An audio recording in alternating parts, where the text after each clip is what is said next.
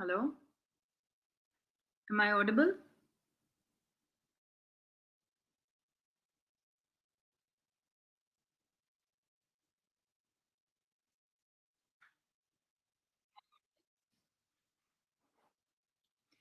If you guys can see me, can some of you just.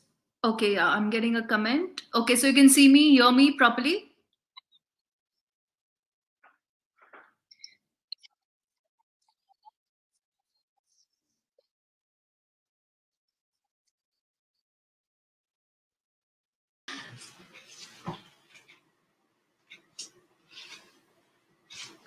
Hi, Okay, great. everyone. Sorry. Just a second. Okay. Okay, we have Deepika as well. Sorry, I was working out and now. A new virtual background.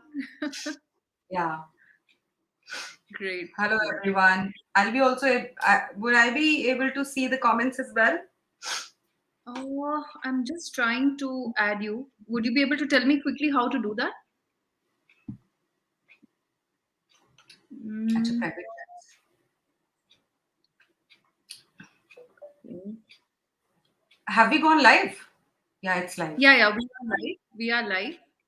अच्छा ये I'm comments just आएंगे ना यहाँ पे right side पे हाँ आ रहे हैं उत्कर्ष पंडित So I'm just Nikhil making the comments public.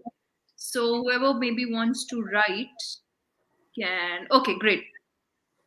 Okay, I just accidentally clicked on that, but thank you. Okay, I think Deepika missed it. So once again, I'm posting it. yeah no I saw in the comments as well. Thank you so much. Great. Great. So thanks everybody for joining in and taking out time on Sunday evening. I just feel that we should do this weekly and take up 2 3 cases in the past week, in the last month, which have come, which are important and need a little discussion. So of course, Deepika needs no introduction, and she's not a guest on the show, so I'm not going to introduce her.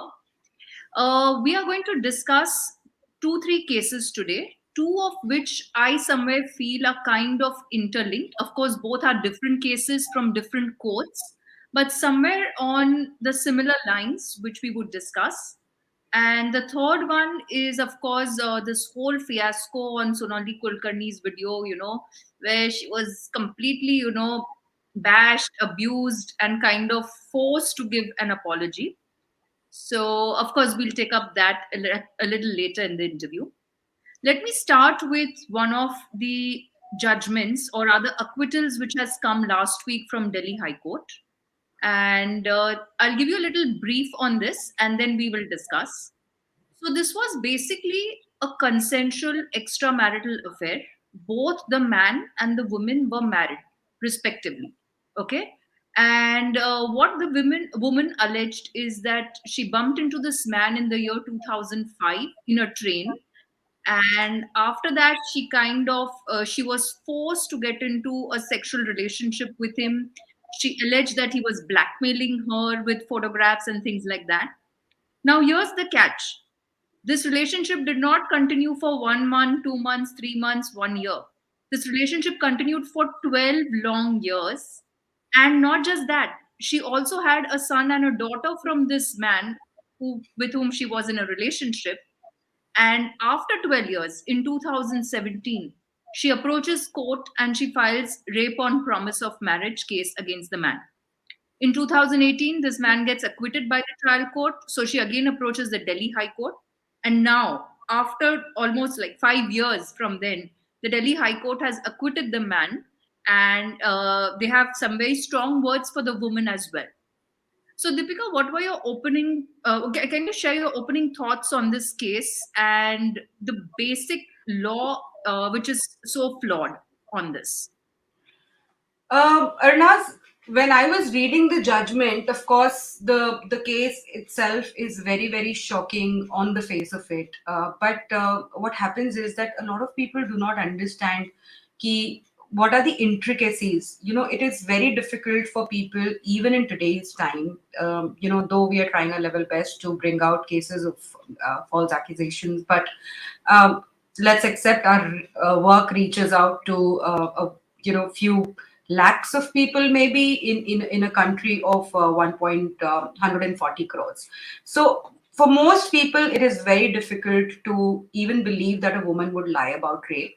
And in this case particularly, I think what kind of pained me the most or disturbed me the most was the very, very, careful language of Delhi High Court. Let me just say this. If a man is a womanizer, nobody thinks it twice about calling him a womanizer. If a man is, a lech, nobody gives it, thinks twice about before calling him a lech.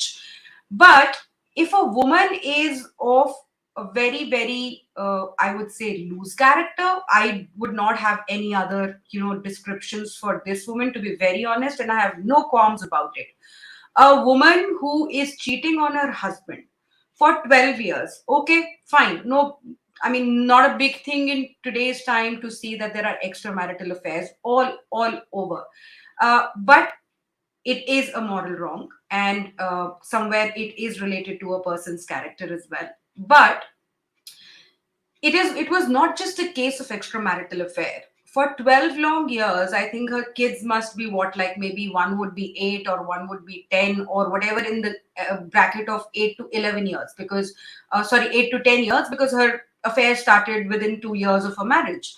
So and it's 12 years now, so 10 years she has given birth to 2 kids. Her husband is clueless, and in her own words, in 2017, when she gathered courage and she told her husband that, oh my god, she was being exploited and all of that.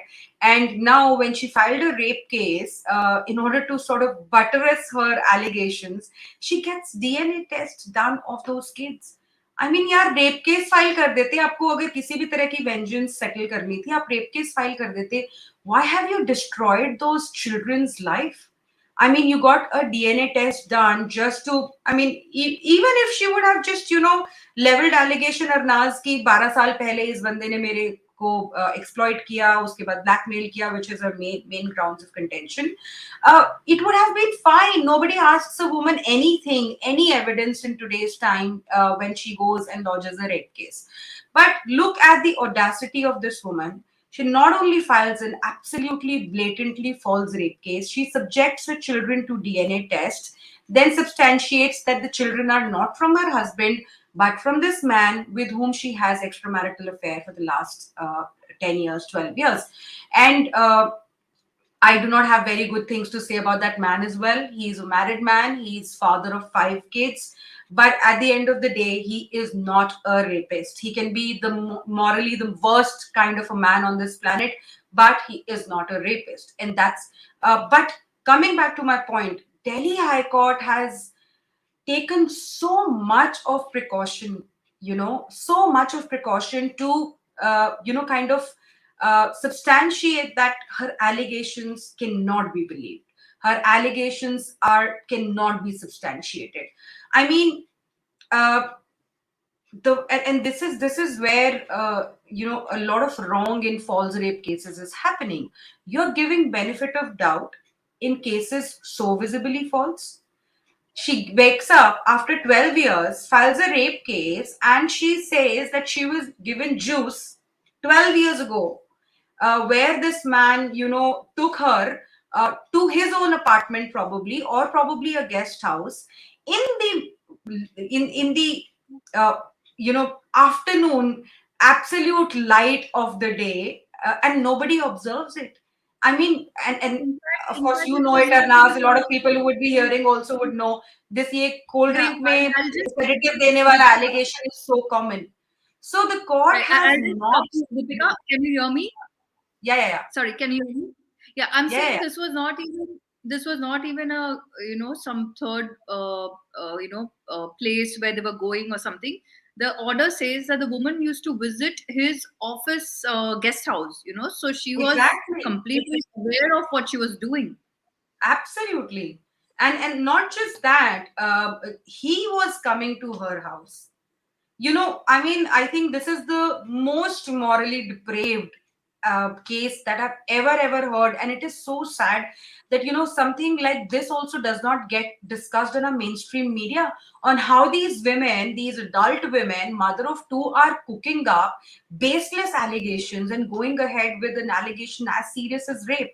And another thing, Arnaz, इसमें जो which is very surprising is the state, objected to the discharge by the trial court.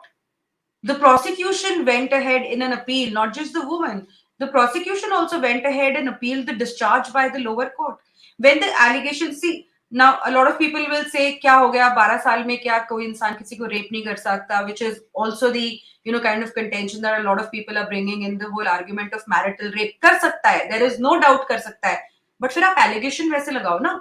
आप allegation ये लगा रहे हो कि 12 साल से आपका rape हो रहा है और आपको ब्लैकमेल किया जा रहा है, आपको थ्रेटन किया जा रहा है. आप ये नहीं कह रहे कि उस दिन, उस मोमेंट पे, या फिर जब आप उससे मिलने गए उस पर्टिकुलर इंस्टेंस में आपकी कंसेंट को वायलेट किया गया. अगर ये एलिगेशन हो, totally believable, must be tried, and if the man has done something like that, must be punished. But no, that is not the allegation. The allegation is 12 साल पहले कुछ पिलाया था और उसके बाद कुछ वीडियो दिखा के, फोटो दिखा के ब्लैकमेल करते रहे. 12 साल तक ऐसी कोई चीज होती है क्या? I mean, and that too in a city like Delhi, where this woman has 2 kids that are begotten by the extramarital affair. So I just don't know. And somewhere there are lawyers who would go ahead and say ki, the testimony of the woman is the paramount thing, the man cannot be discharged, all of these things will come at the stage of trial. I must credit Delhi High Court, no matter how precautious they were in making it sure probably they don't cross the lines in questioning the woman's character or whatever, but at least unhone discharge kiya. The man will not have to go through this painful process of a criminal trial for a crime that he did not do. But I'm just thinking, who are these people? What would that man be? How would that man's wife be feeling?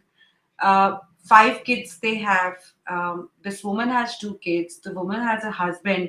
How does one move ahead with an emotional trauma like that? I have no words. So I just want to add here, before anybody gets us wrong, that here in this case we are not trying to defend this man who had been accused. I mean, both of them are adults, and both of them could be judged morally, because both of Yeah. them are married for 12 years, they're having extramarital affair. Morally, one may say they are right, they are wrong, but it's their choice, okay, at the end of the day. But when you start bringing these moral failures into the legal aspect, if a relationship fails and then you try to use the laws to your advantage, I think that is what we are trying to discuss over here. And that also brings me to this whole macro question of the law itself. Because, I mean, I don't think so, and correct me if I'm wrong, any country in the world has a law where if a relationship, a consensual relationship fails, largely between a boyfriend and a girlfriend, or adults, and they could be in their own respective relationships, but if a relationship fails, the male partner is charged of rape, either rape on promise of marriage. I mean, we've seen bizarre cases where a married woman is filing a rape on promise of marriage against her partner even without being divorced. And then you have such cases where both of them were married and suddenly the woman turns around and says that I have been raped. So this whole law itself kind of needs a review, and I don't know who is going to bring in this law, because as you said, even on this judgment, the judge herself, and she was a lady judge, Justice Swarna Kanta Sharma, she herself was so selective in her words, and a kind of being very very cautious of what kind of order she was passing. And then on the other side we have this whole brigade of feminists that if the order even kind of slightly favors the man, or if it is balanced and not in favor of the woman, there is this whole bashing of the judges which starts. So I don't know Yeah, also whether we should not. be. I mean, we all know, we have seen so many cases. I mean, they don't take a moment to slam the man, his character, his family. We see this happening a lot in maintenance cases. You're a miser, इतने ही पैसे नहीं दे सकते हो, कैसे इंसान हो, कैसे आदमी हो, अपनी बीवी को नहीं मेंटेन कर सकते, अपने बच्चे को नहीं मेंटेन कर सकते, भिखारी हो, beg, borrow, steal, but you have to pay maintenance to your wife, and you cannot when there are some men who have gone to ask maintenance from their well earning wives, they have been called leches who are going to ask. Yeah, I mean, they don't use such careful words before character assassination of a man, but here they chose such precautionary words to say this in so many terms that this is not a rape case. I would not But be that surprised itself. if this one actually goes to Supreme Court as well, which would be very Yeah, I mean, interesting. that's a right. That's a legal right. So obviously, if she wants to exercise it, she can do that. But I'm saying this has always been the case with infidelity in marriage, right? If a woman is kind of stepping out and having a relationship with another man, I think the feminists have gone to every extreme to justify it in the name of, she has a right to live she has a right to live a happy life. If she is not happy in a marriage, if she's not her expectations are not being fulfilled, I think she has all the rights to do so. But if the man is doing that, if a husband is having a relationship outside the marriage, we know what are the kind of names that he is being called. And rightly so, it'd be a womanizer, or somebody who is cheating on his wife, and therefore he needs to be kind of criminalized for it. So this is a hypocrisy which exists today, and nobody had a problem when adultery was decriminalized in 2018. But sadly today, if a man is kind of stepping out of his marriage, he can still be charged under 498A for cruelty. Madras High Court even convicted a man of under 498 because he had an extramarital affair. And you won't believe, Arnas, yes, last night I think somebody shared it with me. I have not yet shared it on Twitter. Baiju Raju, the senior analyst from New Zealand, basically from Kerala, who died by suicide 2-3 days back. There's some lady who has posted, I'm sure she's a feminist. I have not yet checked her profile, but last night when we were working on that suicide case, somebody shared it in DMs. There's a woman who's saying that his wife was beautiful, the wife was good looking, the wife had sexual desires. She could have, she was absolutely free to go out and fulfill her sexual desires. This man was a toxic masculinist who could not take his wife sleeping with another man. And that's why he killed himself. And I think something like a good riddance or something she has written. I mean, it's just crazy. I mean, no matter how much you or I fight for men, I don't think we can ever, write such words for death of a woman who has died a painful death and who wrote such painful lines before, ending her life. All of us have sympathy. All of us have empathy. But these radical feminists, their brains have been gutterized so much, I would say, that I think they have just absolutely no empathy or human values left. I believe in their hate for men. I mean, nobody else could write something like this. I'll put the post out on Twitter soon, probably tonight. But I read it and I was like, God help these people. They're just so No, negative. and I have also come across certain, posts in the past where men have committed suicide, and these women have either questioned, they have said, "Oh, now these men's rights activists are jumping because a man has committed suicide. They're not questioning, what is it that drove him to suicide, and why didn't he take the legal route if he was being so harassed." Or like justifying extramarital relationship of the wife. So sadly, there is a section of society which has come to this extent today, and I fear a lot of young generation is also getting brainwashed, and due to this, the whole idea of marriage is kind of diluted today. Now again, we can discuss and debate, because there are a lot of people, even if they are men's rights activists, sometimes they will say that don't judge a person, it could be an emotional attachment, or whatever, so don't judge a person. But then if you're normalizing this, if you're saying that okay, after marriage, nobody can question me whether I sleep with my husband or I sleep with 10 other people, this is my choice. If this is the Right. kind of brainwashing that we are going to get into, then I think it's time that we also move towards an easy divorce process. Because if one person doesn't want to stay with the other man, or the other person, it's not fair for the other spouse to, live with this person forever just because they have this legal tag of being married. Absolutely, absolutely.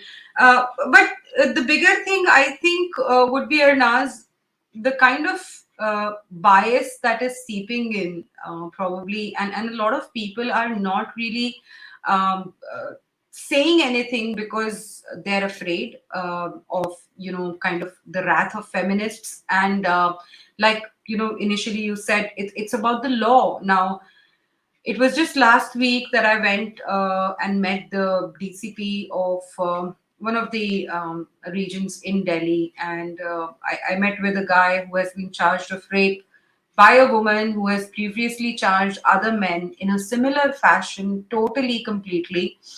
This man, from the day they started, they met, they started chatting.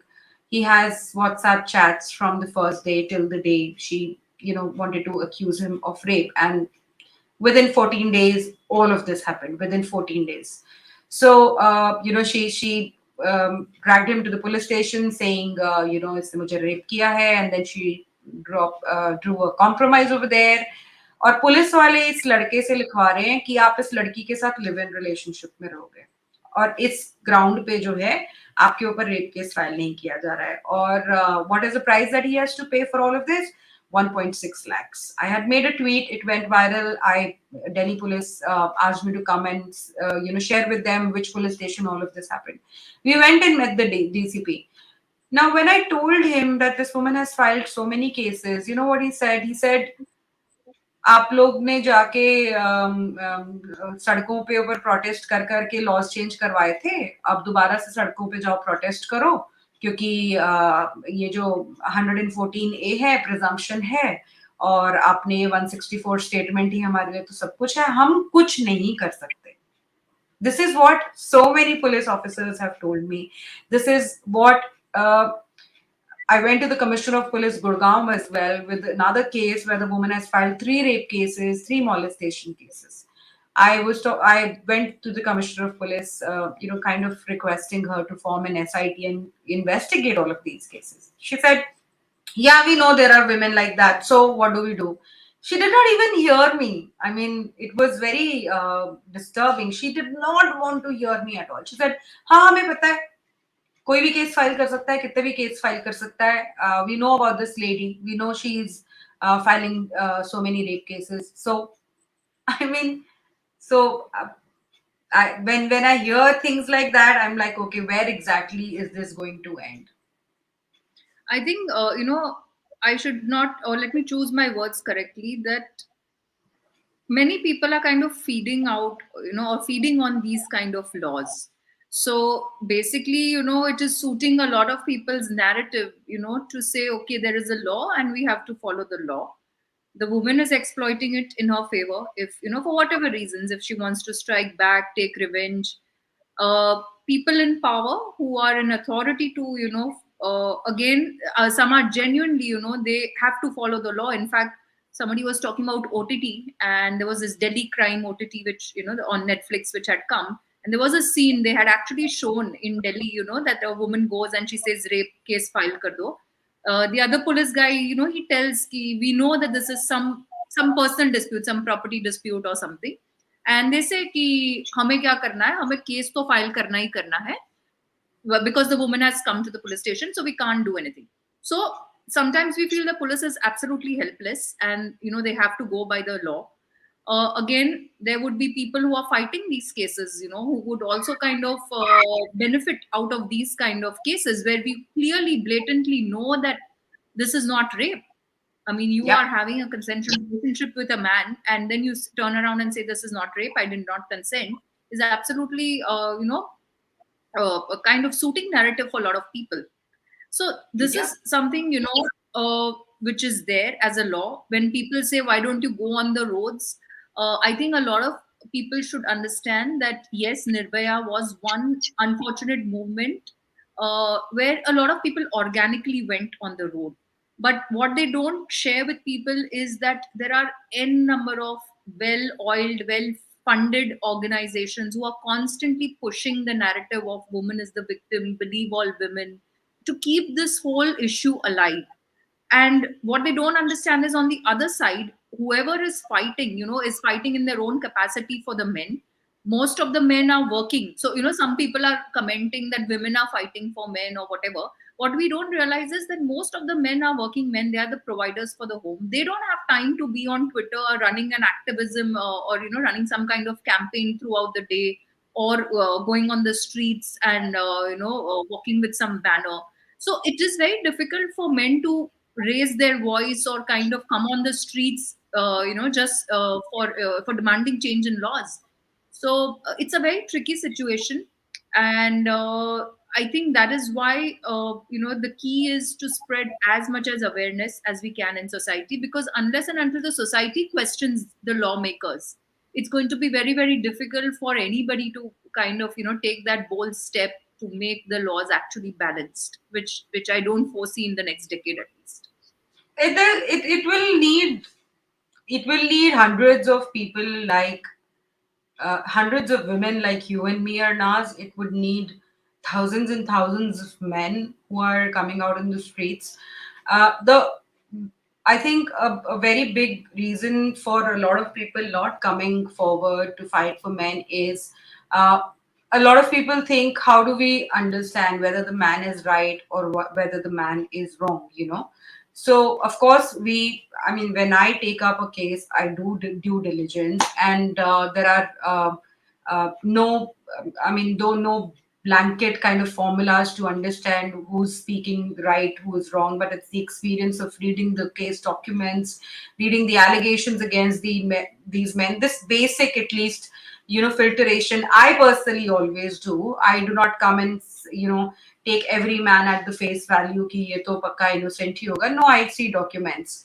But people never had any problem with absolutely women who are taking complete advantage of laws, people who take complete advantage of these women commissions, people who take complete advantage. For example, Ghaziabad वाला जो fake gang rape case हुआ था, Swati Maliwal had announced so much for that woman, and I happened to actually speak to a police officer who very, very closely worked on the case, and this police officer told me she was about to get a very, very decent job in a government hospital.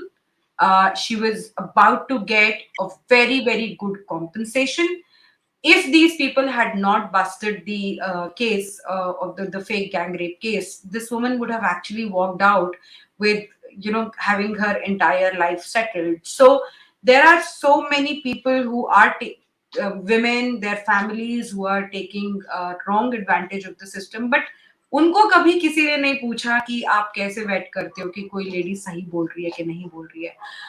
If these organizations, if the police stations actually did the job that they're supposed to do, to sift between a true case and a false case, then I think हमारा workload बहुत ज़्यादा कम हो जाएगा. So, but they don't do it. But you're right. It is feeding the system, and it's not just about India or Nas. It's everywhere. The whole machinery is very well oiled. It pays to keep this alive. Any kind of counter narrative or any kind of counter, I would not even say narrative, any kind of counter realities are kind of stuffed behind in the most brutal manner. People don't care if it is men or their families who's suffering. It's just that, don't bring these false cases, don't bring out anything which basically changes the idea that women are always victims. People are very scared to have that hampered, and may I say, not because they are very, very strong crusaders for women's rights or anything, but because a lot of these people get advantage financially, in I think every possible way in the society as well. So it continues. But I also wanted to just add very quickly, the kind of damage these women are causing to real victims, to genuine victims. In COVID, when we were working for people who had absolutely no, recourse, did not have any items. A lot of people were, asking for money, asking for help. And I personally know of almost at least 3 4 groups where I spoke to individuals, and people were very disheartened whenever there was a lie being told, whenever people tried to take advantage of people who were really trying to help genuine victims. It's somewhere, kind of, uh, you just lose the trust, and you're like, yeah, maybe he's also lying, maybe this person is also lying. It just breaks your trust, and it is very very difficult to uh, come back to the exact same way, same selfless way with which you're working. So police officers, a lot of police officers actually may have become very immune to all of these issues internally, but externally, because they are they have to do their job and everything, they have to do their duty. But go and ask any police officer now. I really really wish somebody does that sting operation which Tehelka did long time back. I think this was way before Tarun Tejpal's case happened. Tehelka did a very, very popular sting on Indian police officers, on their perspective towards rape victims. And these at that time sounded very damaging, sounded very, very misogynist and anti women. But if somebody goes and watches that sting today, people will know what those police officers were actually talking about. Because what they see is the truth. What they see is the evidence. They know a case as soon as it comes to them कि इसमें कितनी सच्चाई है. But if they just can't say it out in front of people. So I think only the people who sit in police stations, who sit in courts would realize what's really happening. And it's of course damaging to genuine victims. But Deepika, I'll also let me put it, share a different perspective. Now, people like us who are working on this day in and day out. For us, we understand that yes, there is a dark side to these rape cases, and obviously, we know what all things are going on. But for a common citizen, even today, if I'm socially discussing with somebody about false rape cases, it's extremely shocking for them. And first of all, it's unbelievable that a woman can go and file a false rape case, again for on her own self, that she's been raped and claim to be falsely raped. So I think one is, the narrative which has been set, believe all women. It comes with a lot of emotional baggage. People don't want to discuss on merits. People only want to discuss issues, on emotions, which is, which kind of shuts down 80% of the people who even have logical arguments. Because the minute they try to argue logically, there'll be some backlash emotionally, and the man or the woman who is arguing will also be shut down.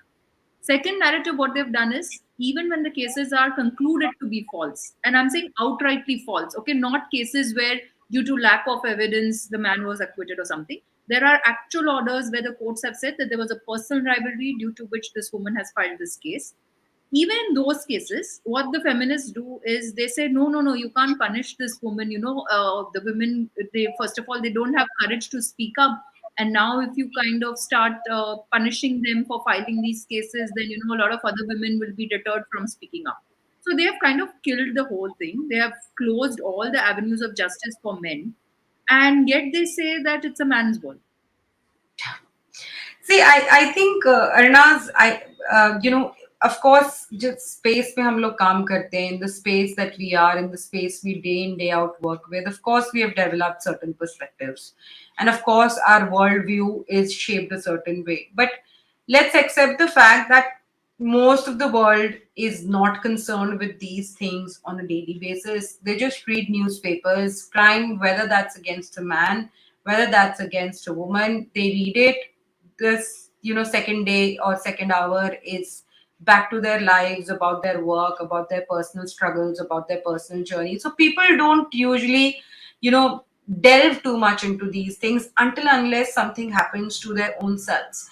And when a larger discourse is seen, or a very larger reality is seen, I think उसमें कोई doubt नहीं है कि there is harassment that women face on the streets. There is harassment that women face at their workplace. There is harassment that women face inside their homes. Domestic violence is a reality. A lot of cruelty, or throwing a person out, throwing a woman. All of these are realities, and people have seen it. It A lot of it is because they have personally experienced it also, and a lot of it also because the media magnifies crime against women a lot, but crime against men, false accusations, these have not become the discourse in popular parlance.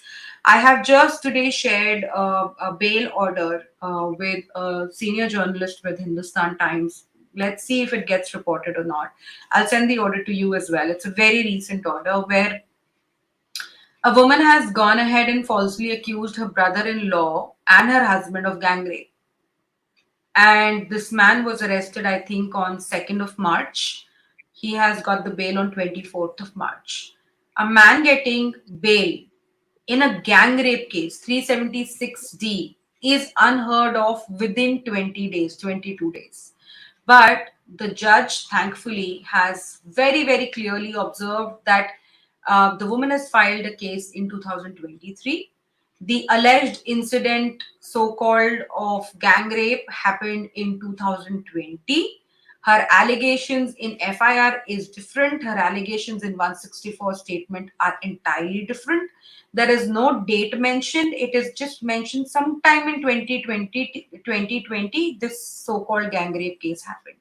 And the man has, of course, presented proofs that there's already a matrimonial dispute going on between the husband and the wife, and the brother has just been implicated in this gang rape case in order to get them to, fulfill her demands. Now, it's a very good order. It's a shocking case, but you will not find it anywhere. It's a 24th March judgment. Today is what, 26th, 25th, 26th March. It has not come out anywhere in the newspaper. So the media is not really interested to report on these cases, and that's why the larger public perspective or the larger empathy still is not with men. And somewhere or another, we'll have to accept this fact, especially in order to keep ourselves going on, working on these issues.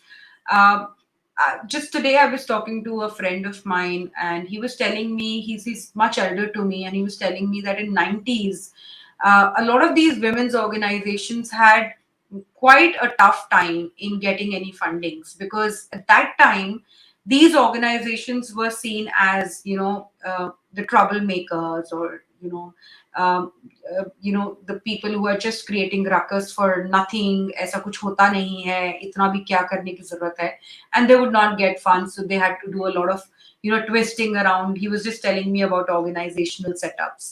So right now, I think that, but then that the time changed. The media became very supportive. There was an entire systemic support that started working on these issues, and rightly so, of course, needs to be addressed. There is no denial of that. So right now, the number is less for a larger population to take note. The Of course, empathy is less because the numbers are again less. But for in the next 10-15 years, I think these discussions, these cases, the work around these cases, the work around this issue will, I personally hope, becomes mainstream, because India is a huge population, and a lot of people are suffering slowly and steadily. I'm sure there'll be a lot of people who will come out with data, with statistics, with incidents, organizations like yours who are now telling people about these crimes dedicatedly. So someday, probably. No, I'm sure. And that is why whenever people ask that, what are you guys doing? You're all the time just tweeting or posting issues on Twitter. How is it going to help people? I think what people don't understand is that right now, I don't know on the awareness parameter, what is the percentage, even about people knowing these kind of cases. So unless you start creating awareness, how are you expecting people to speak up against this? And let me also share that, and I'm sure most of your followers also, Deepika, a lot of them are silent followers. A lot of influential people who follow our handles. They are silent followers. They know what is happening. They might slip into our DMs and tell us that we know what you're saying is not wrong. It's happening on ground. But they don't have the courage to publicly acknowledge these cases or publicly speak up against these cases. And rightly so, because everybody knows that somebody who is influential or who has a blue tick speaks about, balance laws or against the women's wrongs, the way they are shut down with personal attacks. So I think this will take a long time, and I think that is our, at least that's my key focus, to make people start at least talking about it. Laws Yeah. will change, do not change, that's going to take a long time. And I think one should also realize that it's nobody's personal fight over here. There are a lot of people who come to this forum when their personal cases are going on, and then once the cases are over, they, obviously it's their right not to continue with the movement. But if you're coming here only to say, "Arey, 2 saal ho gaye, 3 saal ho gaye, nothing is happening with my case. What are you guys doing? You're just tweeting." No, it's not. We are not tweeting for your personal case over here. There is a macro level discussion that we are doing, and we are trying to create awareness. And I think that is what people need to understand, Yeah. I think right? um, Yeah. I would really appreciate if people, instead of bickering or complaining that nothing is happening, they would do something, about these issues. Recently, I had to, in fact, when I think we can discuss what happened with Sonali, but it just didn't happen with Sonali. A few days back, my documentary was, banned at OP Jindal Global University. They were screening my documentary, but they suddenly cancelled it without giving any reasons, because some selective students, just I think 60, 65 was the number, out of an entire university where thousands and thousands of people study.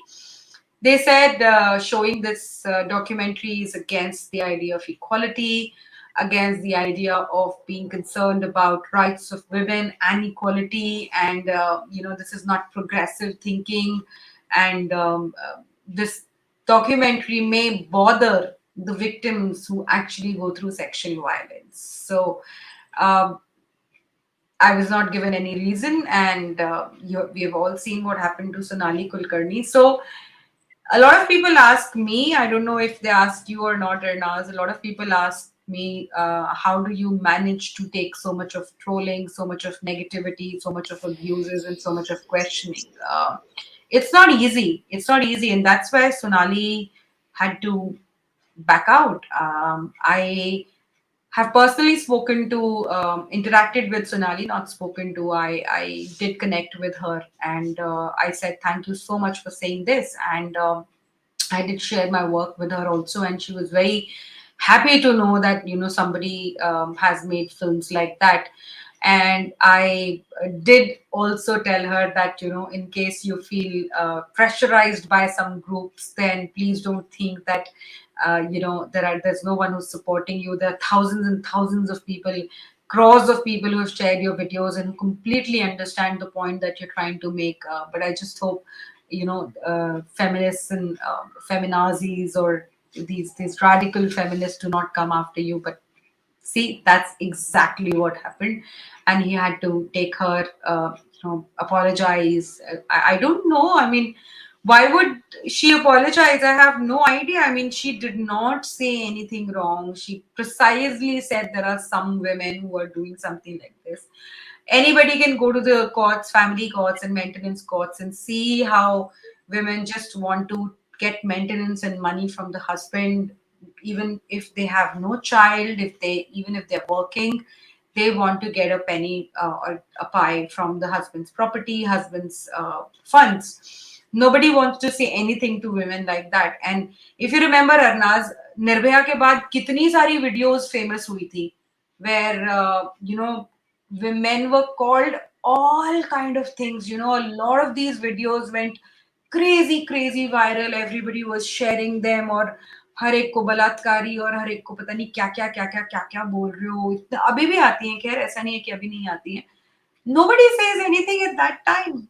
Nobody asks somebody like that to, or somebody who has expressed an opinion about generalizing everything about men, anything. Nobody needs to apologize to cast all men under the same negative shadow. तब कुछ नहीं बोलते हैं, लेकिन Sonali Kulkarni had to apologize. So it's not easy.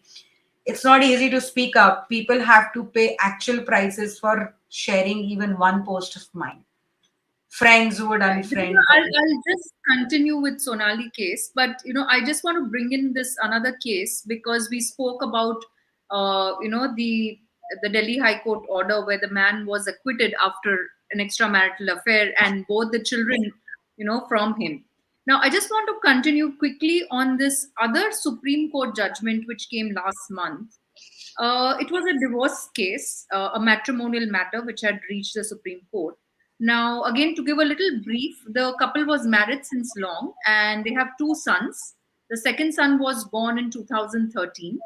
And in 2016, the husband kind of found out, that his wife was having an affair with somebody, went through some WhatsApp chats and stuff like that.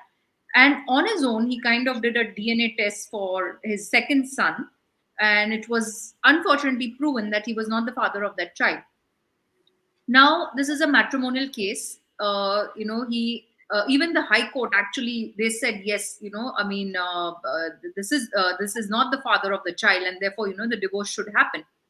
Now, when the matter came to Supreme Court, they've taken a very different view, and I've spoken to some people. They have also kind rationalized it. The Supreme Court said that it's a matrimonial dispute. Why are you kind of encroaching on the privacy of the child? The child now born in 2013 would be around 10 years old. So the Supreme Court says why kind of disturb the life of the child in a matrimonial dispute. So what they said is they said we cannot allow a DNA test, but as a husband you have all the right to prove adultery otherwise in your matrimonial case and fight that on a different level. Now, this is very, very tricky because everybody knows it is virtually impossible to prove adultery. Even, there have been instances where men have come with photographs of, their wives in compromising positions, and that has also been taken as a violation of the wife's privacy. So, how does a man actually prove that the woman is living in adultery, or even vice versa? Even for the wives, if the husbands are living in adultery, how would you really prove? And I mean, what is the way to end this trauma? I mean, everybody knows. I mean, it is proven that the child is not, that he's not the father of the child. How do you end this trauma for the man? This case, I actually read in depth. I tried to reach out to the father as well, and uh, hopefully there would be some more developments. But I was very, I mean, kind of confused reading the judgment on the kind of grounds that the Supreme Court said that they were disallowing. And I don't know. I mean, ठीक है, it's fine. Every argument over there was logical. It's not that it was not logical. But then uh, a lot of these judgments completely miss out on the fact on uh, that this man is also a human being. He was raising a child as his own. The wife knew that he is not his child, never told him so. He stumbled upon her chats. It is established beyond doubt that she is in adulterous relationship with another man. That man is also married. And when he raises this argument, he actually went to the extent, Arnaz, of saying that I would take care of this child even though it is not mine. But just give me relief of separation or divorce from this woman who has cheated on me, who has given birth to somebody else's child while being in marriage with me. All that he wanted was to get this divorce on grounds of adultery. He already had a DNA test. He had already got the DNA test from a private firm, which concluded that he is not the father. Technically, there was absolutely no need for him to bang his head so much and go through the formal procedures.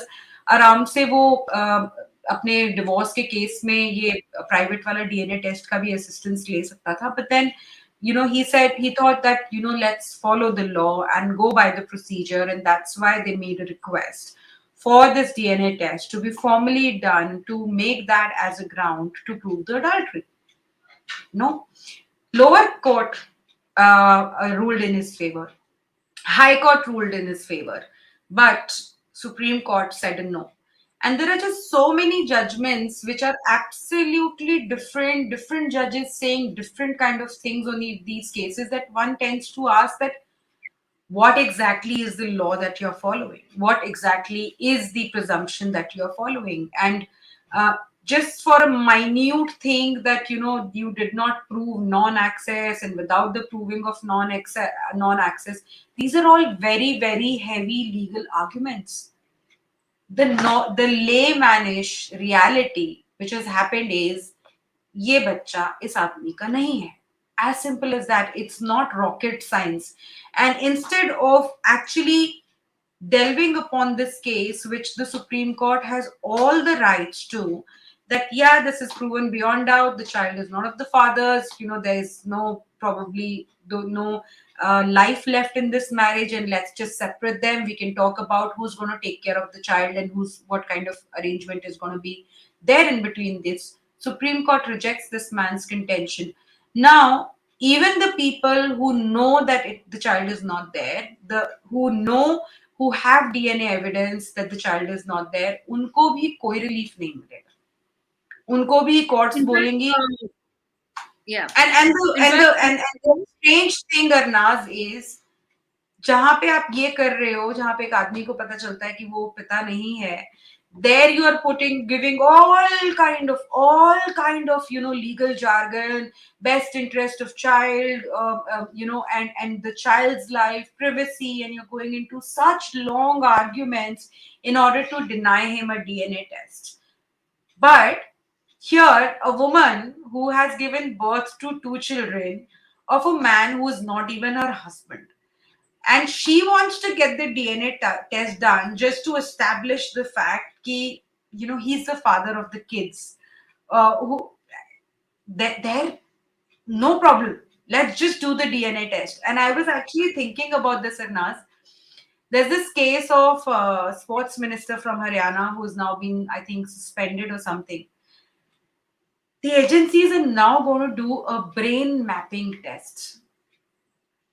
It's a case of, I think, if I'm not wrong, 354. It's not a case of rape. It's a case of 354 molestation, or I think sexual harassment. It's not a case of 376.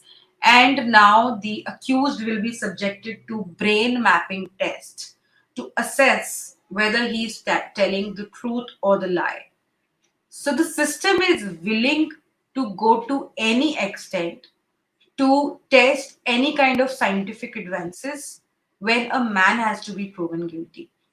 But where a woman is wrong, there you're not willing to believe even the DNA test. How fair is that?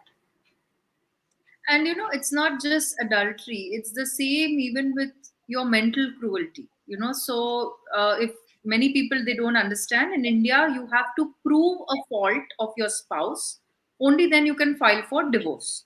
Okay, now the grounds largely are mental cruelty or adultery or other parameters which have been put in. Now, there's a very nice video, and I urge all my viewers to watch it on this channel itself. This was an argument by couple Sybil last year in the Supreme Court. This was somewhere around, I think, September, if I'm not wrong. And it was a very nice argument, though people can agree with him on ideological issues or not. But this particular argument, what he made, he said it is virtually impossible for us to prove charges of adultery or mental cruelty. Now, by the time a case reaches Supreme Court, it is already 15, 20 years. So today you file for divorce in a lower court. The trial court may take 8 years, 10 years, then High Court. And by the time you go to Supreme Court, it's almost more than a decade. Then the Supreme Court has exceptional powers under Article 142, whether they feel that the marriage is completely broken down, so they can exercise those powers and grant divorce to the couple. But the point is that, at that point of time, they are not even deliberating whether there was adultery, whether there was mental cruelty or not. So why delay this whole process? Somewhere, if the parties have already separated, it's been 2 years, 3 years that the parties have separated, even if one spouse says that, no, I still want to continue contesting the divorce, or I still want to fight this divorce, does it really make sense for such cases to continue? I think out of those 4.7 crore cases, if you just pick up how many matrimonial cases have been pending across courts in India, one would realize that, you need to tweak these laws. You can't have a divorce case going on for 15, 20 years, stopping the life of, one spouse because the other wants to fix him or her. So I think the larger debate is that, okay, don't do DNA tests, don't do anything. But if the parties have separated for whatever reasons, you end the trauma there and you kind of just let them move on with their lives. So this is Yeah. my opinion. I don't know what you think about this, Deepika. Arnas, it's very, I mean, I don't think so. There is much to discuss over here. I mean, the courts are ruling the lives of people. I was just thinking yesterday, there's a guy uh, who was having the custody of his son for the last 6 years, and suddenly the court decided to give the custody to the mother. And today there's a father who was again had not that he was the non-custodial parent. The mother has the custody of a 10-year-old girl, and she's taking her to another city, taking her from Delhi to Gurgaon and changing her school and all that. And this 10-year-old does not want to change her school. She's very, very comfortable in the school that she lives in. But whatever be the reason for this mother to actually, shift her school, this father is so helpless, and the kid is right now in his custody because he must have had the visitation rights. And the kid did not want to go back to the mother because she said, I just don't want to change my school, and she's pushing me and she's forcing me. So the mother actually went ahead and got the orders from the court. The father appealed, went to the Delhi High Court. Delhi High Court urgently heard the matter and said the child has to be given back to the mother and blah blah blah blah blah. Now, I was just thinking, what if this guy does not follow these orders? And who gives the right to these courts to snatch a child away? And they have absolutely no regard, at least, ask the child to come to the court.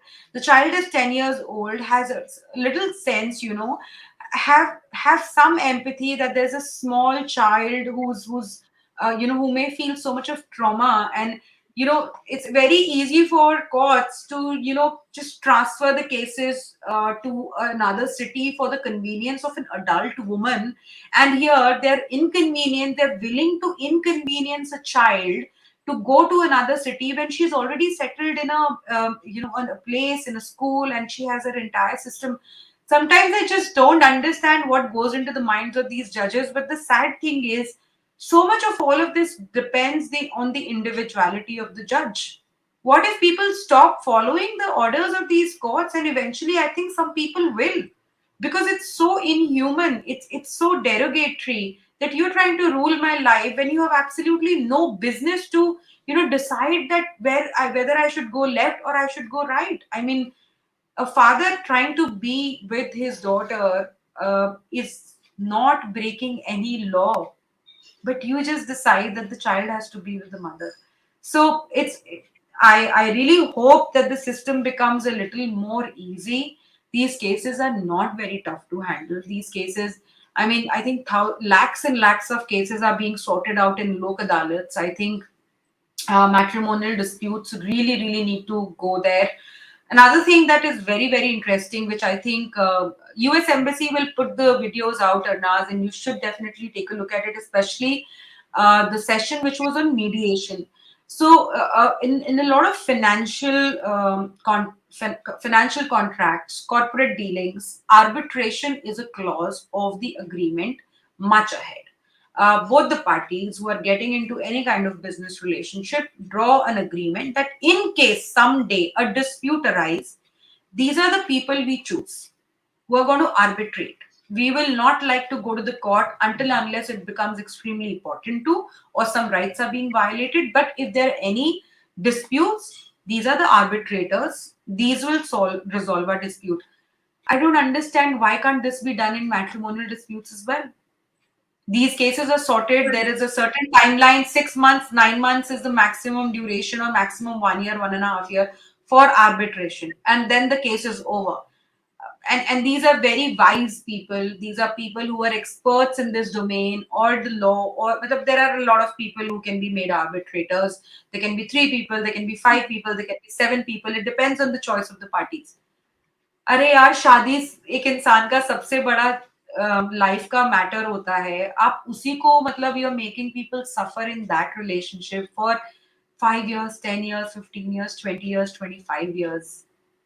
I don't know. no, It's just because the irony in India is that it's okay to be adulterous. We'll not criminalize that. But marriage is sacrosanct. So you keep fighting for 15, 20, 25, 30 years just to prove the fault of the other person. But there is no and and system. and uh, a woman disrespecting you, a woman disrespecting your family, a woman calling you all kind of names is normal wear tear of life. We can't give you divorce on those grounds. But adultery, उसमें तो कुछ फर्क ही नहीं पड़ता. Adultery में तो आपको कोई फर्क ही नहीं पड़ना चाहिए to a husband. He should just accept it perhaps, and उससे तो कोई फर्क ही नहीं पड़ता. मतलब it's just crazy the kind of different ideologies, or perhaps different perceptions that these judges in the courts have. But anyways, I No, think but we could take some this is questions. this is yeah, this is all by design. And if you see the kind of comments also which come from a lot of judges, in the senior courts, you will realize that it is uh, kind of brainwashing the young generation today to normalize things which were not morally right initially. So okay, I'm saying fine, times have changed. Today maybe having multiple partners after marriage is also normal for a lot of people, but then It make is. divorce simpler, right? Why do you want to just keep two people, entangled in that legal battle unless it's suiting, certain people who are a part of this whole system? So I don't see any Once other purpose being. starts working our way, then a lot of people will just lose their BMWs and Mercedes, and flats in GK, and in the poshest colonies, and stuff like that. It's because they elongate these cases for years and years and years and years, that they get a very very hefty sum. And I think there's a lot of financials associated around it. Yeah. Absolutely. Now, coming to the last topic, and which we already kind of discussed about Sonali. And again, it's not only about Sonali. There have been instances in the past where some people, public figures, who have kind of just expressed an alternate opinion on women, are slammed. They've been abused. There have been attacks on their personal lives, and they've been, called all sorts of things. I mean, I saw some tweets, and it was not only for Sonali, but for people like us also. They said, "Oh, these women who stand up for men and their rights, their whole agenda is to gain attraction, or they give us these pick me up vibes." So I see a lot of those comments coming from the so-called defendants of women empowerment and feminism in India. So how do we really, do we even respond to these guys, or do we even, acknowledge the kind of comments? Because on one hand, they want to believe all women, but there, if any woman, like in our WhatsApp group sometime back, we had got this WhatsApp, which you remember, which says that we've been speaking enough about women's rights, and now we need to speak about the women's wrongs. So if dare anybody question women's wrongs, then there's this huge social media attack on you, and then that's the end of it. You will not dare to speak up again. So how do we address this? Because this is kind of discouraging for a lot of other people also who want to speak on these issues.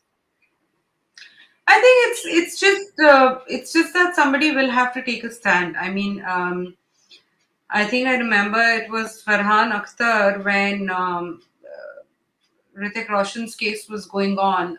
He had openly come out and made a statement, and I think there was some kind of backlash to that also. Not as big as this because it did not go so viral. But I think the kind of virality Sonali's video has seen, I think somewhere testifies on what the masses are feeling and seeing every single day.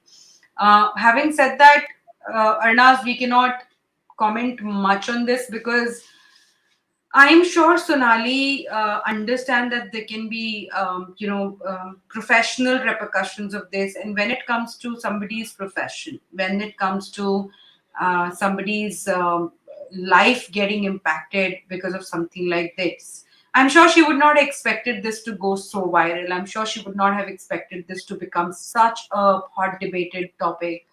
But I personally feel she should not have apologized. People really need to take a stand on what they are saying. She could have said that, there is no need of shutting down everyone because, there's a certain, perspective of society that everybody wants to just talk about every time, all the time. There are women who are like that. Who There are women who are absolutely lazy. There are women who do not want to take responsibilities. It nowhere means that all the women are like that, or it nowhere means that there are not women in this society who work day in day out to feed their families. I'm sure any day those women are in majority, but there are women who are thinking that it's absolutely fine to be, just to chill. There are so many women who do not want to work, do anything at home. There are so many women who have kept maids for everything. The husband pays for everything. Recently, in fact, I brought out a judgment as well, where, in fact, not brought out. I was writing about it. I came across a judgment where the woman is an MBA. No, I think, yeah, I did bring out. I think this was a case from Gujarat High Court where the woman was demanding, I think, 50,000 rupees or 1 lakh rupees per month maintenance, or probably 2 lakh rupees. And the judge have asked her to give the maintenance back to the husband because she was earning 2 lakh rupees per month. And she was still asking for maintenance from the husband. And the husband said that this woman had kept three servants, one driver, one cook, one some another helper, and whatever. And he said all of them were getting paid by the husband, and she was earning herself. She would not give a penny to the household. Who's going to make these women accountable? Who's going to tell that what these women are doing is absolutely wrong and this is not acceptable? There's so many things that we have formalized and, brought into the structures of justice system, of right and not acceptable and or non-acceptable behaviors of men. Who is going to talk about non-acceptable behaviors of women? Nobody is talking about it. If somebody talks about it, then they have to face something which Sonali faced. But at Sonali's position, I think I can understand why she took this step. It would have gone on, and she would have been hounded everywhere had she not apologized. So sad, but yeah, I think It is. everybody is seeing And what's happening. as But it you is good for at a personal level, it is good for us. The more yeah, this I mean, facade any of noise is good noise gets because exposed. there were so many people who had positive comments acknowledging the fact what she said was not absolutely wrong. So, Yeah. like, there'll always be these noisemakers on Twitter with blue ticks. Now we also have blue ticks, so we have to be very careful. But the common people, when they comment on social media videos or posts, I think those are the real people, who are voicing their opinions. And why, go far, you just pick up any matrimonial site and you just read any top 10 matrimonial biodatas of what the girl is doing and what is her expectation. I think that is clearly what Sonali was trying to bring out, which was twisted in this whole way of all women are not lazy and this is demeaning for women. And I just want to end this on a note saying that somewhere in India, we've completely lost I think we this. should take some questions from the people who have joined Arnaz. Okay, guys, start putting in questions. So I will, by the We time have a we long just chat already. yeah. So start posting in your questions, and we will try to answer it as best as we can. So I said, somewhere, Deepika, I feel we have lost this whole idea of empowerment in India. And I'll tell you from where I'm coming because, I don't live in India. And I see a lot of women abroad, everybody is working. They are working professionally and they are working in their homes. The man is also working, the woman is also working. And here there is no really there is no concept of, oh, doing work in my own house is domestic violence, or I'm doing a big favor by stepping into the kitchen as a homemaker. These concepts don't really exist because you have to do your work on your own. There are no maids, there are no I mean, they come at a cost, so everybody can't afford it. But in India, we are having so much of advantage with, one is there are all possible appliances that we have in a house today. Most women, I would say, and again, I'm talking about everybody who can voice their opinions on Twitter, at least have one maid at home. So you can't say that, oh, we are not privileged, we are underprivileged. I'm talking largely about those people who whole day they're ranting about feminism on Twitter. These are the people who at least they can afford one maid, yet they will crib and make it sound as if it's a big favor that they are taking care of the house and they are doing unpaid labor at their own homes. So I think this whole concept of feminism has completely gone haywire in India. It's only brainwashing the young girls more and more. And I sincerely feel that if this is how you think, just do not get married. Do not get married, live your life on your own.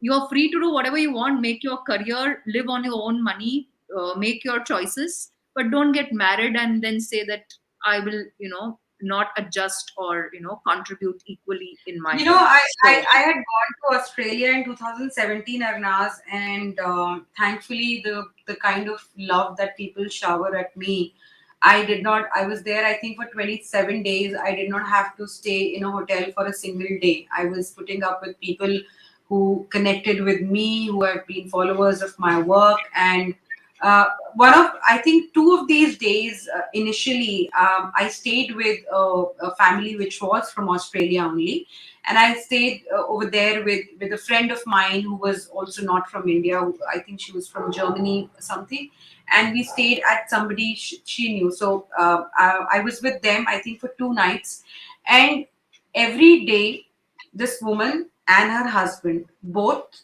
freshly prepared the food. They were both in the kitchen. Uh, I think on one of the day the guy came late, so the woman was cooking. She's a very, very learned woman. She's an educated, independent woman. She has kids, and this was a case of the husband having kids with another woman, and the woman having kids with another man. But they are now husband and wife, and their kids are with them. And she was feeding all the kids, and I just felt it so nice. मतलब मुझे कभी कभार ये लगता है the Indian women have become more westernized than Western women. Majority, if you would see, of course they have access to all kind of cafes and restaurant and everything, but you would see a lot of families who are a little rooted in traditions, or have believe in the family system and everything. A lot of working women abroad, वहां पे तो made वगैरह भी नहीं होती है. Like, we have so much of privilege in India. The middle classes, and perhaps now even lower middle classes have maids. वहां पे तो maid होती भी नहीं है. They have to call somebody once a month for mopping, cleaning, or whatever it has. The food is cooked by a lot of it is done by women who are working, who have kids, who are taking. Yeah, you also do that, right?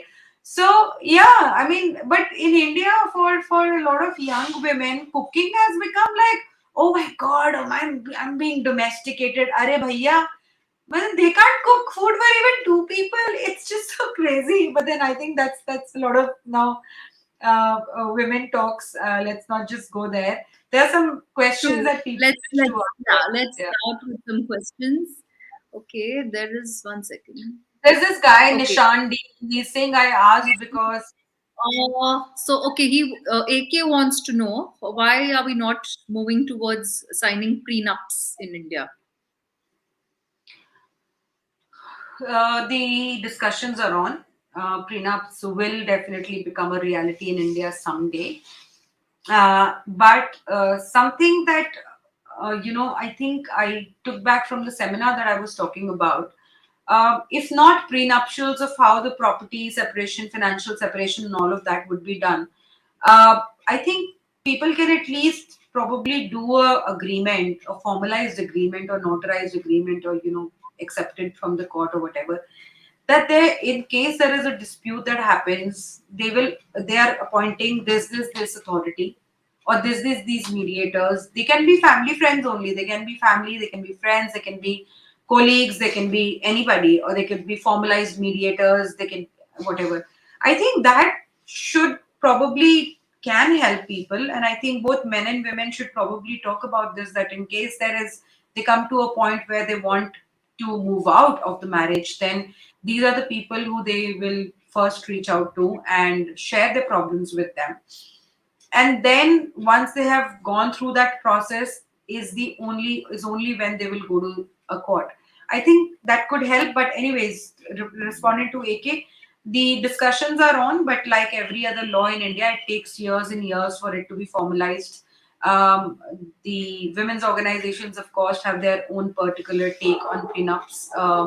So the kind of demands or discussions, I think, have started, but it will take a long time. True.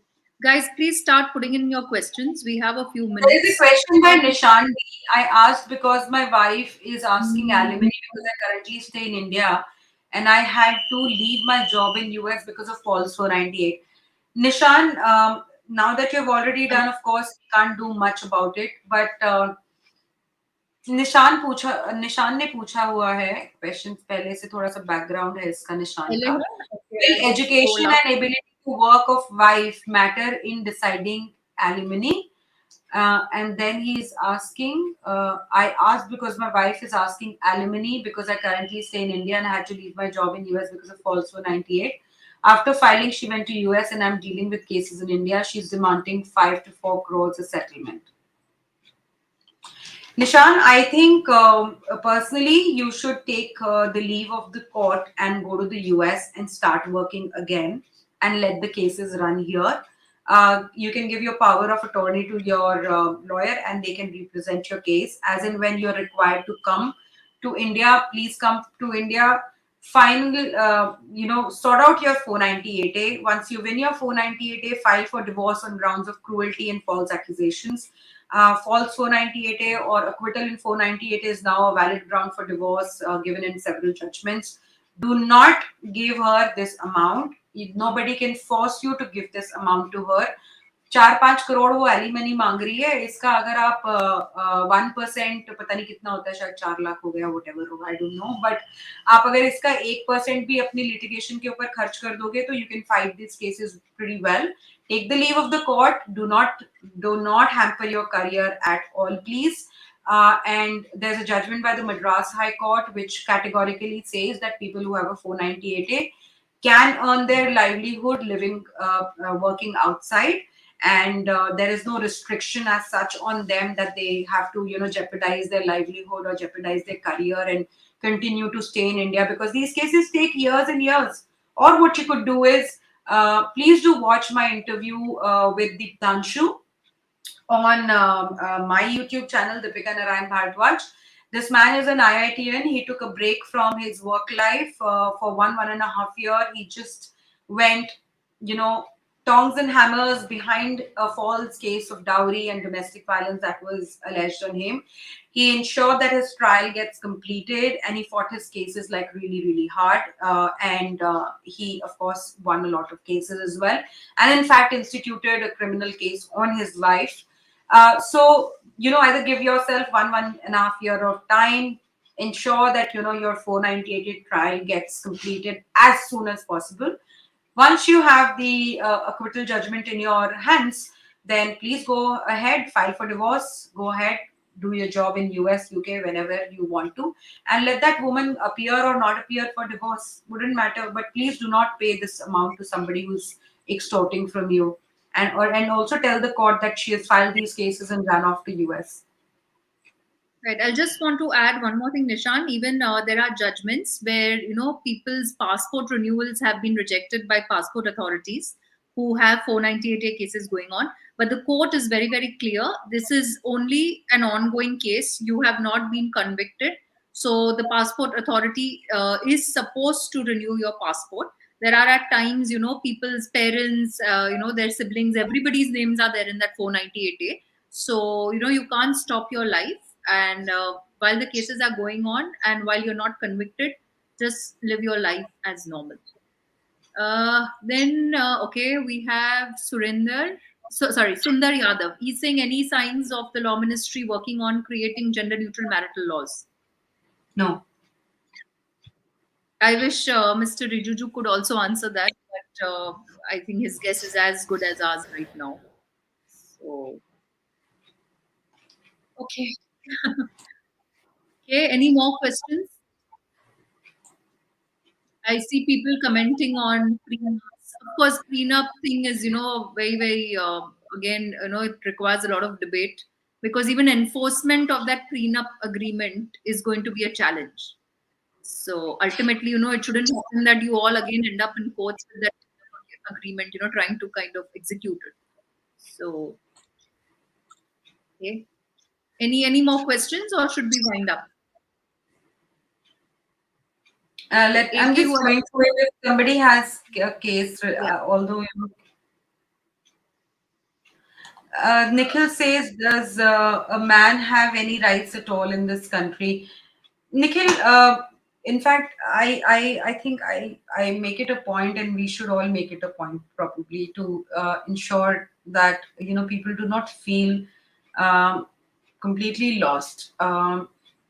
It's a fact that women have gone through and still go through a lot of suffering, harassment, and violence.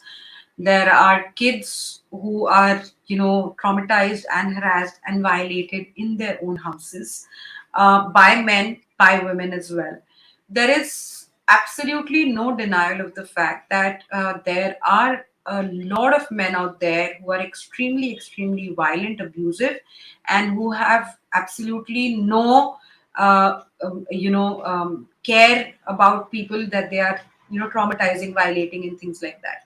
At the same time, there are a lot of men who go through abuse. There are a lot of men who go through violations. There are a lot of men who go through harassment. So it's not that things are extremely worse only for men. Things are extremely worse for a very, very good number of people who unfortunately become victims of bad people in their life. So do not become hopeless. The fight for any kind of right has always been a very, very long journey. Think of it as a freedom struggle. It did not come in a day. It went on for years and years and decades, right? Uh, Century. So it's any struggle, any fight for rights is a tough battle. If people lose hope, there is no sign that you would ever win. But it's a constant fight, it's a constant struggle. And to just answer, only the gender specific provisions in India, the laws catering to gender based violence, are gender specific only for women. Other than that, the entire Indian Penal Code is there for anyone. Right. I think I want to take this question. This is by Chetan Dhar. I think a lot of young men or not so young men would also want to ask this. So, what is, how do we get into a live in relationship? Are there any kind of safeguards that we can put in place? I think the most important thing to be put in place is probably even email interaction, because email sort of becomes more credible than a WhatsApp chat, and WhatsApps are in your phone, so people can raise questions on that.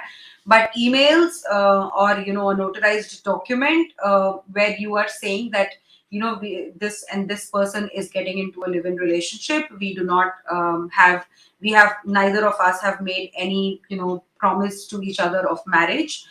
If marriage has to happen, or if at some point of time we think that we would want to get married, then we will get married. But anybody is right now there is no such commitment made by either of us to any one of us. And we are both adults and mature and understand that we are getting into this relationship with our mutual consents.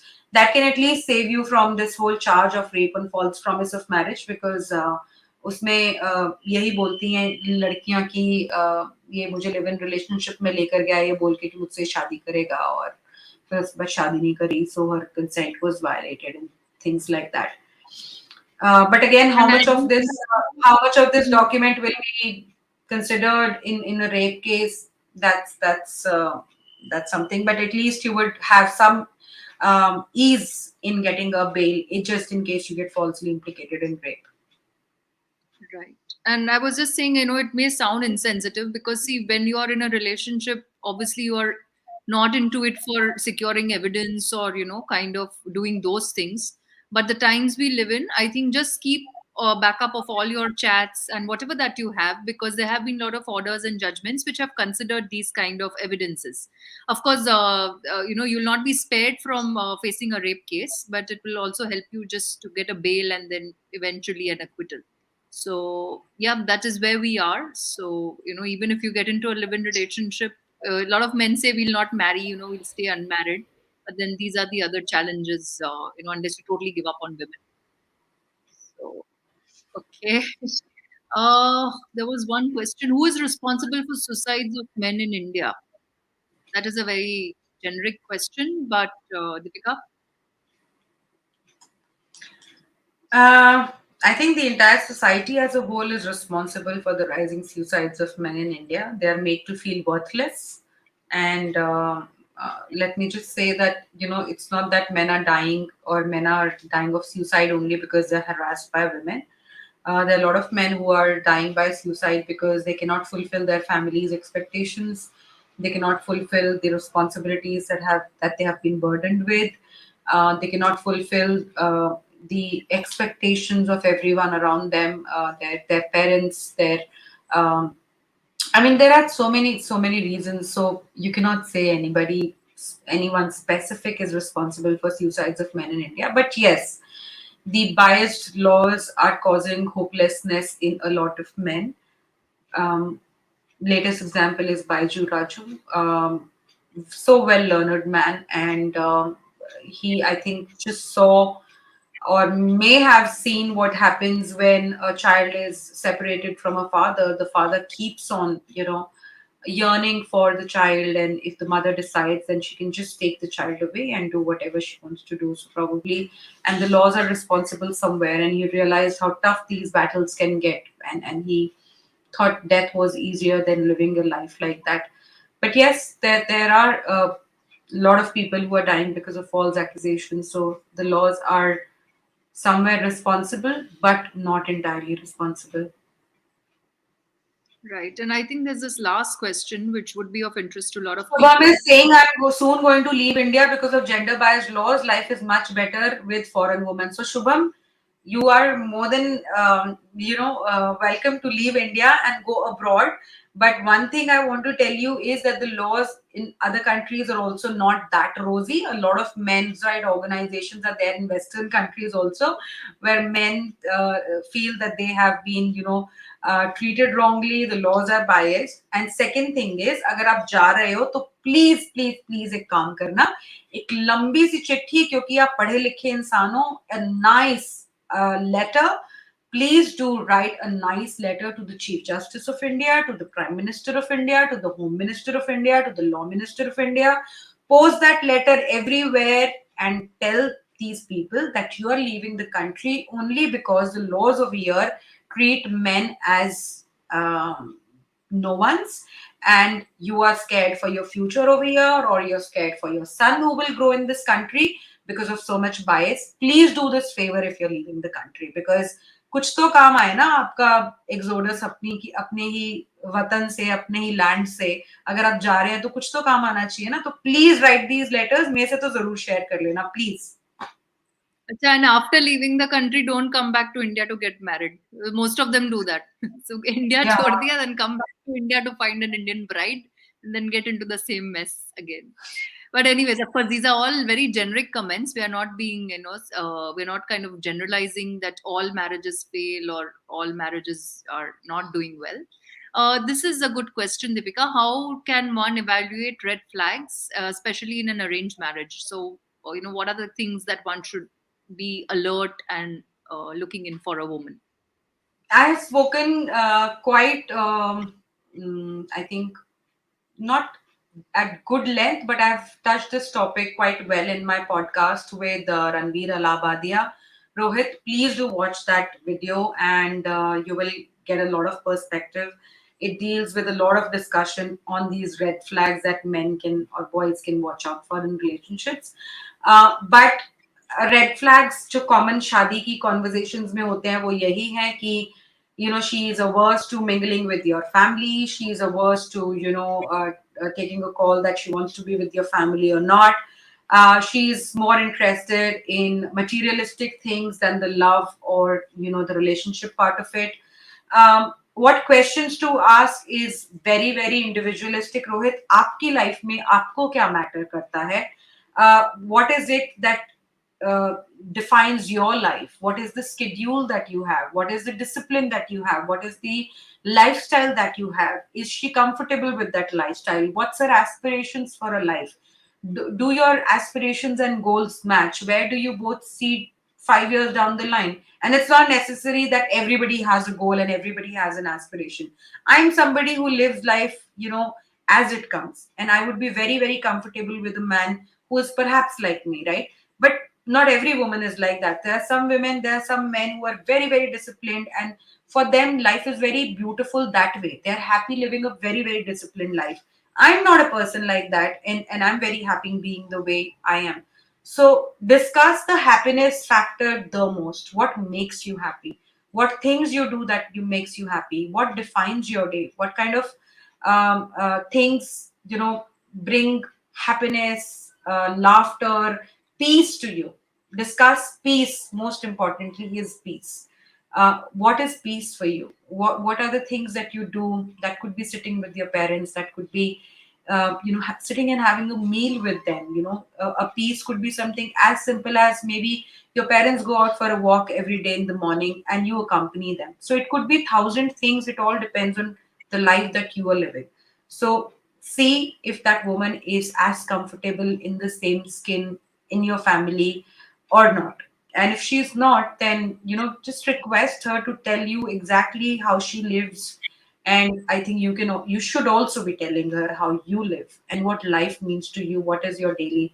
सबसे ज्यादा इंसान के साथ आप time जो है वो दिन का अपनी इवनिंग्स बिताते हैं, अपनी रात बिताते हैं, अपनी मॉर्निंग्स बिताते हैं, उसके अलावा तो आप काम ही करते रहते हैं. Weekends, discuss what makes you happy, what are the habits that you have, what would you want to do in your leisure time. And if you think that she clicks, then go ahead. But अपने जो basics हैं, basics life के, वो clear कर लो तो I think बहुत सारी चीजें क्लियर हो जाती है.